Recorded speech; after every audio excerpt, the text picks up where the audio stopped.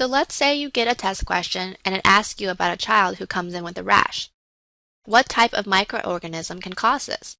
Unfortunately, there are many bugs that can cause rashes. By using this table, we'll try to differentiate between them. Rubella causes a rash that begins at the head and moves downward. It can also cause post-auricular lymphadenopathy. The rash of measles virus also begins at the head and moves downward. However, in this case, it is often preceded by a cough, coryza, which is basically a head cold, and conjunctivitis, which are the 3 C's of measles, as well as blue-white spots or Koplik spots on buccal mucosa.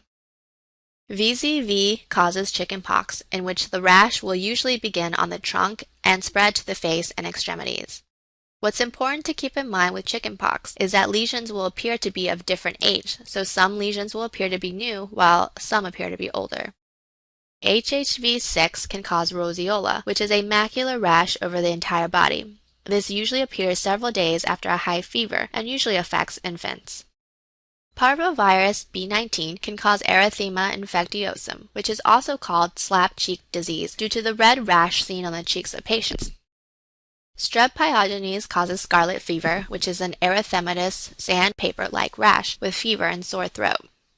Lastly, Coxsackie virus type A causes hand, foot, and mouth disease, which is a vesicular rash on the palms and soles. It also can cause ulcers in the oral mucosa.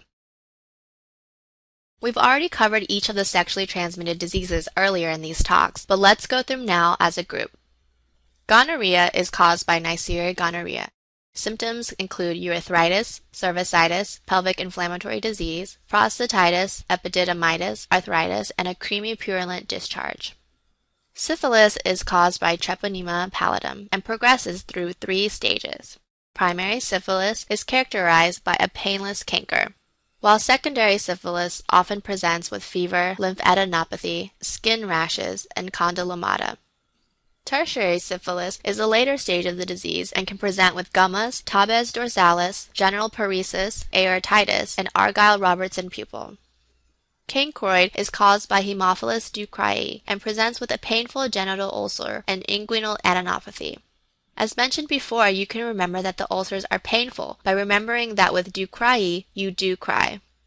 Genital herpes is caused by HSV2 and presents with painful penile, vulvar, or cervical vesicles. It can also cause systemic symptoms such as fever, headache, and myalgia. Chlamydia is caused by Chlamydia trachomatis, and in particular, the D serotype. It presents with urethritis, cervicitis, conjunctivitis, Reiter syndrome, and pelvic inflammatory disease.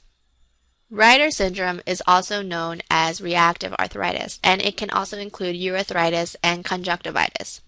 The mnemonic to remember Reiter's is that you cannot see, can't pee, and cannot climb a tree, referring to conjunctivitis, urethritis, and arthritis.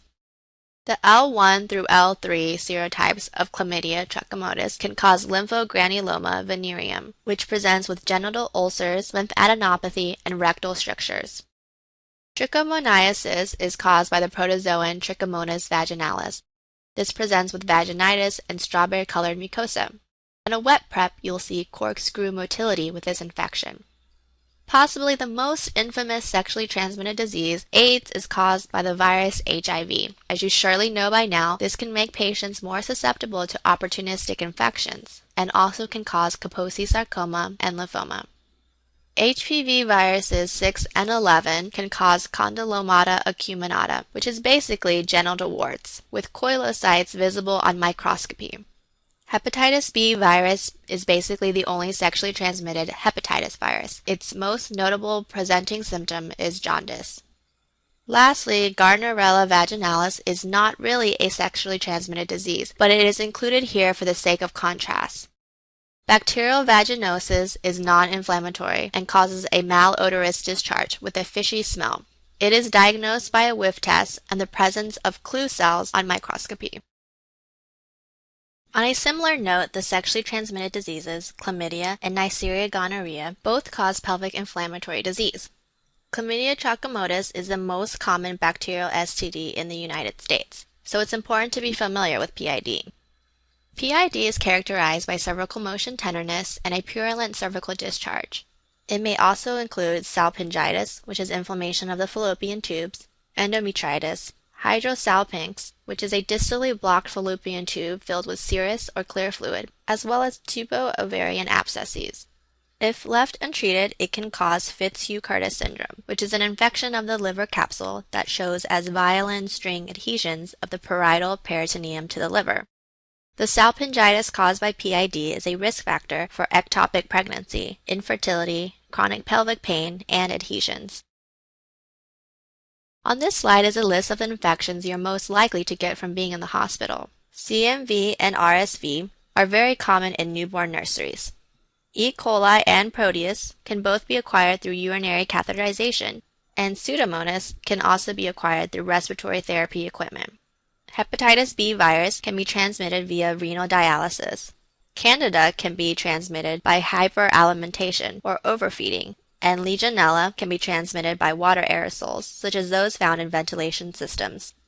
It is important to note that E. coli and Staph aureus are the two most common causes of nosocomial infections. Also, if you ever see a burn victim, make sure to think about Pseudomonas, and likewise, when a water source is involved, think about Legionella.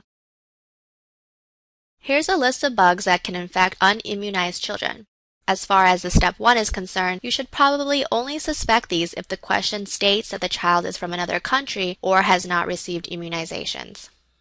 The pathogens that can cause rash include rubella and measles virus. Meningitis can be caused by H. influenza type B as well as poliovirus.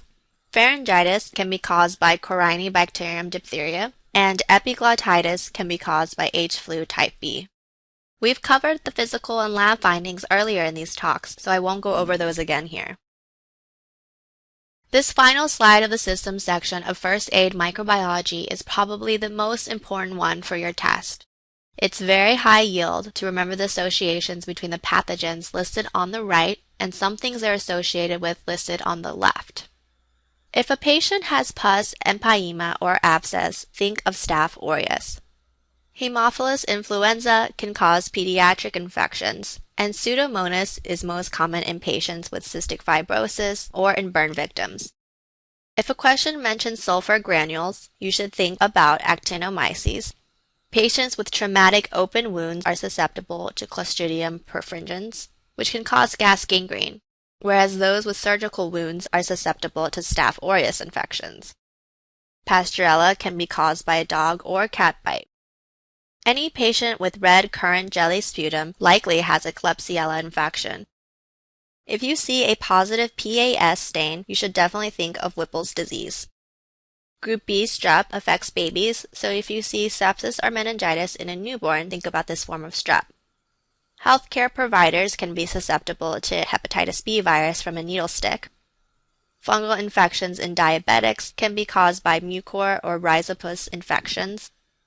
If you encounter an asplenic patient, keep the Shin bacteria in mind, which are strep pneumonia, H. flu type B, and Neisseria meningitidis.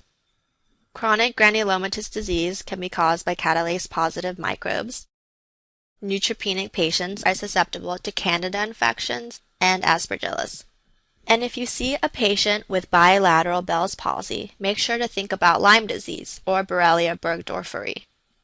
Remember the mnemonic, bake a key lime pie, which stands for Bell's palsy, arthritis, cardiac block, and erythema migrans, which can all be caused by Borrelia burgdorferi.